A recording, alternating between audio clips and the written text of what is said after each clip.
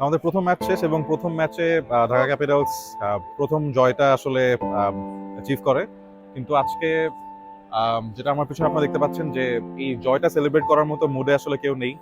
আজকে বিপিএল এর সব টিম, সব প্লেয়ার, সব কোচিং প্যানেল, ম্যানেজমেন্টের সবাই এখানে উপস্থিত হয়েছেন আমাদের ঢাকা ক্যাপিটালসের অ্যাসিস্ট্যান্ট হেড কোচ জ্যাকি স্যারের জানাজায় অংশগ্রহণ করতে, তাকে শেষ বিদায় জানাতে।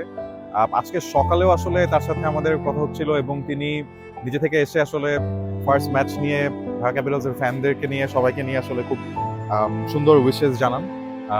আজকের ম্যাচটা জেতার কথা বলেন। Really, first match is very important because of অনেক দিনের preparation আমাদের, right? So the first match means lot of things. This actually carry the full vibe and the flow in the team, confidence level and others. So actually this match is very important and very crucial. And message is one message is to everyone, just win the match. আজকে ম্যাচটা আমরা জিততে পারলাম ঠিকই, কিন্তু match জয়ের পর আসলে উনি আমাদের মাঝে আর উপস্থিত নেই।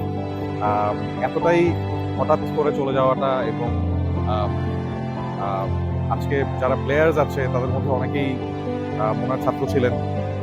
সবাইকে এভাবে ফেলে চলে যাওয়াটা সবার জন্যই অনেক শকিং ছিল এবং দুঃখ ভারাক্রান্ত মনে আসলে সবাই এখন সময়টা পার করছেন।